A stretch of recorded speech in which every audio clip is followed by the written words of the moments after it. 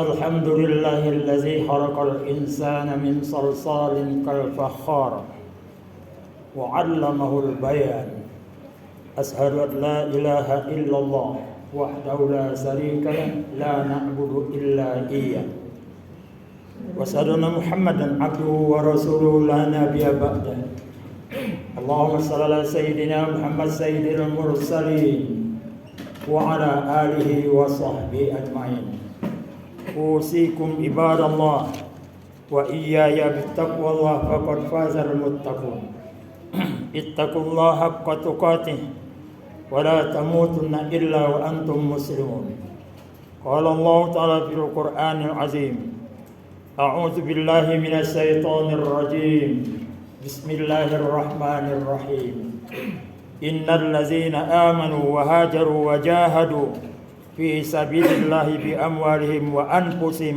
أعظم درجات إن الله وأولئك هم الفائزون.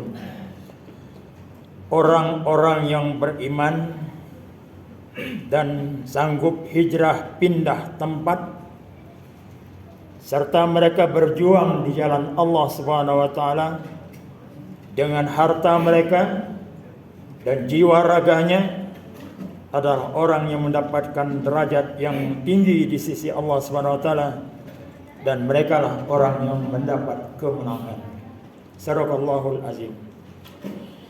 Jamaah salat Jumat Masjid Al-Falah Kota Subang yang dimuliakan Allah Subhanahu wa taala, mudah-mudahan dosa kesalahan selama ini diberikan ampunan oleh Allah Subhanahu wa taala. Amin. Salawat dan salam atas junjungan Nabi besar kita Muhammad Rasulullah sallallahu alaihi wasallam yang telah menyampaikan risalah Allah tepat waktu dan telah memberikan suri teladan kehidupan di alam semesta ini agar manusia bahagia dunia dan bahagia di akhirat. Hari ini tanggal 25 Agustus 2023 bersamaan dengan tanggal 8 Safar tahun 1445 Hijriah. Seminggu yang lalu kita memperingati Hari Kemerdekaan Republik Indonesia yang ke-78. Kemerdekaan Republik Indonesia adalah satu-satunya negara yang merdeka dengan mengusir penjajah. Yang lainnya tidak demikian. Dan bukan kekuatan senjata, tapi kita lihat di dalam pembukaan Undang-Undang Dasar 45 alinea ketiga, jelas di sana dinyatakan kemerdekaan itu adalah atas berkat rahmat Allah yang maha kuasa. Ini adalah pola kata-kata Ahlus Sunnah wal Jamaah. Dia tidak akan membanggakan dirinya kuat, dan memang tidak kuat. Senjata kita orang Indonesia apa dibanding dengan senjata penjajah, baik Belanda maupun Jepang? Tidak sebanding. Fisik pun tidak sebanding.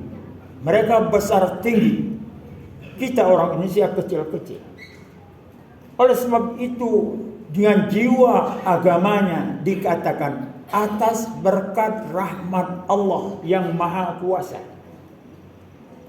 Kalau Mu'tazilah yang menyusun kata-kata itu, pasti dia akan katakan berkat perjuangan rakyat Indonesia. Dia tidak akan mendahulukan Allah. Tapi ini Ahlus Sunnah wal Jamaah yang membuat kata-kata itu. Kita biasanya memperingati Hari Kemerdekaan diramaikan dengan upacara bendera, membacakan pembukaan Undang-Undang Dasar 45. Kemudian di samping upacara adanya pesta, peringatan, lomba. Apakah panjat pinang ataukah lucu-lucu sehingga orang tertawa dan sebagainya. Tapi masyarakat kita mayoritas tidak mengenal sebetulnya perjuangan untuk merdeka itu siapa-siapa. Kita tahunya hanya Bung Karno dan Bung Hatta. Akibatnya timbul kultus individual. Seolah-olah merdeka Indonesia ini hanya oleh orang dua itu saja. Padahal tidak. Dan di sejarah pun sengaja tidak dicantumkan. Sebab dalam memperjuangkan kemerdekaan itu banyak betul tantangan. Bukan Belanda, bukan Jepang, tetapi cecunguk Belanda. Orang Indonesia itu sebabnya mencapai 350 tahun kita dijajah. Yang membela penjajah itu adalah orang Indonesia. Itu sebabnya. Kalau dibuka dengan secara jujur, perjuangan Indonesia untuk merdeka, antara lain ada saya sebutkan 9 orang yang sangat berjasa. Yang pertama Ali Al-Habsyi yang hidupnya 1870 sampai 1968. Dialah orang yang menentukan hari apa untuk merdeka. Sebab sebelum tanggal 17, itu tanggal 16 sudah banyak yang mau mengucapkan dekret pidato kemerdekaan, tapi belum. Beliau tidak restui. Harus hari Jumat tanggal 17. Dia yang menentukan. Dia melalui sholat tahajud. Memang dia turunan Yaman, tapi berjiwa, berdarah dan berwarga negara Indonesia. Dia tidak double kewarganegaraan, tetap satu. Di mana bumi dia, di sanalah kewarganegaraan. Kemudian yang kedua, Idrus Al-Jupri, hidupnya 1992 sampai 1969, penggagas bendera merah putih. Ada negara lain yang putih merah berbalik. Menentukan warna itu pun adalah ulama. Beliau seorang ulama, membaca kitab, baca Al-Quran, sholat tahajud untuk menentukan warna negara kita. Sampai sekarang masih berkibar. Tak kalau masa mendatang, kalau Rusia sudah dijajah orang lagi, mungkin bendera harus diganti. Kemudian 3, Husain Mutahar 1916 sampai 2004 dia hidupnya. Adalah orang pencipta lagu kebangsaan Indonesia Raya Merdeka itu. Dia yang menyusun lagu Indonesia itu. Kemudian yang keempat, Sultan Syarif Abdul Hamid, hidupnya tahun 1913 sampai 1974 sebagai perancang lambang Garuda. Apakah Garuda itu burung? Enggak ada burung Garuda. Beliau yang merancang. Beliau yang menempatkan gambar sila 5 macam itu. Kalau dicari mana burung Garuda? Mana ada burung Garuda?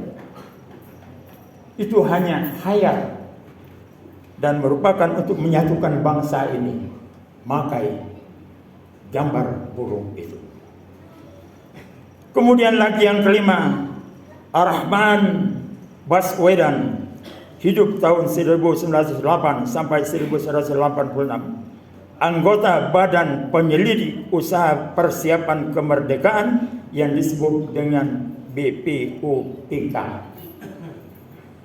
Lantas yang keenam, Assegaf yang hidupnya 1879 sampai 1950. Sastrawan yang berperan dalam kemerdekaan. Orang sastra nyusun bahasa-bahasa yang indah. Lantas yang ketujuh, M. Asad As-Sahab, hidupnya tahun 1910 sampai 2001. Wartawan penyebar kemerdekaan. Karena dia turun Arab, maka tersebar yang paling duluan ke daerah Jazirah Arab, dan yang paling duluan mengakui kemerdekaan Republik Indonesia ini adalah bangsa Arab, terutama Palestina dan Mesir. Bukan negara tetangga Malaysia, tidak. Apalagi negara Cina, enggak ada. Kemudian yang ke-9, Habib Hussein Shihab, hidupnya 1920 sampai 1960. Dialah yang mendirikan Pandu Islam Indonesia, disebut dengan PEI, Pandu Islam Indonesia. Pemuda yang dalam apanya ada angkatan muda yang memperjuangkan kemerdekaan ini. Kemudian Syekh Farad Marotak, beliau ada hidupnya 1897 sampai 1962, pemilik rumah tempat pembacaan proklamasi kemerdekaan. Dalam sejarah hanya disebutkan Jalan Pegangsaan Timur nomor sekian. Nomornya pun tidak disebutkan. Itu nomor 56. Siapa yang punya rumah? Enggak ada dalam sejarah. Beliau itu yang mengorbankan rumah. Disediakan semua peralatan. Disediakan rumahnya untuk tempat membacakan proklamasi kemerdekaan itu. Tapi enggak ada dalam buku sejarah. Apalagi sejarah sekarang. Bahkan yang benar itu adalah PKI. Yang tentara, yang orang Islam, para kiai, itulah yang melakukan kekerasan kepada mereka.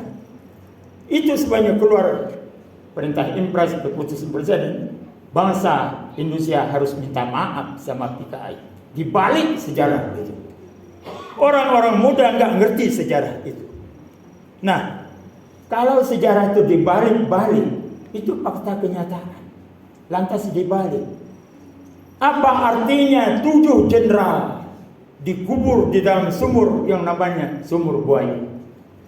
Bukan sedikit pengorbanan. Pada tahun 65 sampai di pondok pesantren diperintahkan membuat lubang letter L. Ya, setiap rumah juga diperintahkan. Untuk apa? Ketika belum terjadi gerakan 30 SPKI, itu adalah dikatakan tempat nyumput kalau ada serangan. Serangan siapa? Enggak ada yang tahu.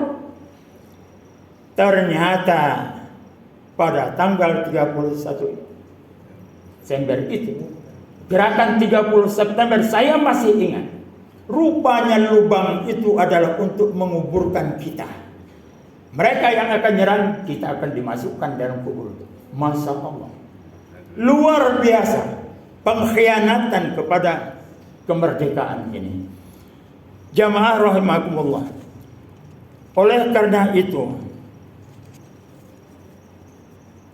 ada satu lagi orang yang sangat dermawan. Bahkan ada yang mengatakan, emas yang berada di puncak menara itu adalah sumbangan orang Aceh. Siapa orangnya? Enggak disebutkan. Sebab mereka banyak tambang emas ketika itu. Itu rupanya Abdullah bin Husain Al-Idrus. Orang Aceh ini memang, kenapa jamaah hajinya kalau dia pergi ke haji, jamaah haji yang diberangkatkan dari Aceh mendapat duit dari kerajaan Saudi. Karena nenek moyang mereka punya tanah di Masjidil Haram itu dibeli oleh negara. Oleh negara dituntunkan menjadi wakaf. Wakaf itu dikelola, sekarang jadi hotel. Berapa buah? Hotel bintang 5. Kelolaan wakaf itulah yang dibagi-bagi. Turunan wakif. Dianggap turunan wakif. Orang-orang Aceh kalau tiba di Mekah untuk menunaikan ibadah haji, dibagi dulu. Adakah orang Indonesia seperti itu?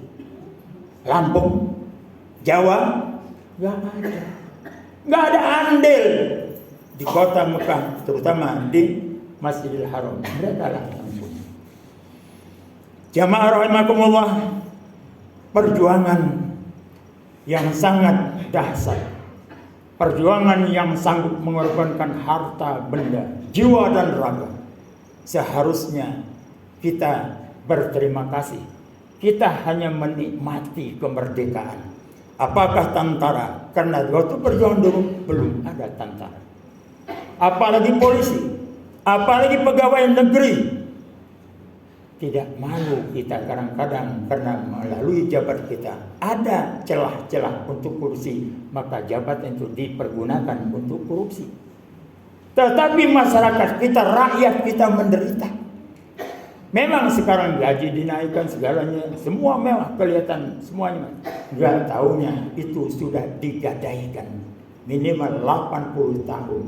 Cucu kita, cicit kita masa mendatang yang akan diperas menjadi budak pembayar hutang. Bahkan termasuk sekarang pun kita banyak aturan-aturan seperti peraturan kolonial dulu. Apa bedanya dengan zaman penjajahan dengan zaman kita? Kayaknya sama saja. Penarikan dana pajak dan sebagainya.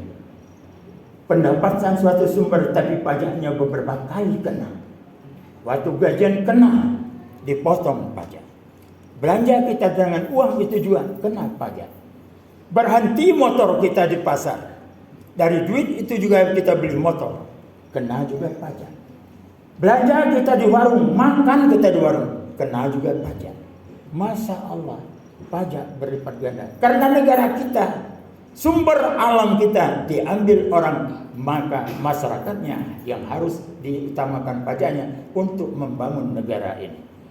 Perlu kita sadari masa mendatang, bisakah Indonesia merubah dirinya supaya mencapai tujuan kemerdekaan itu adalah mensejahterakan rakyatnya.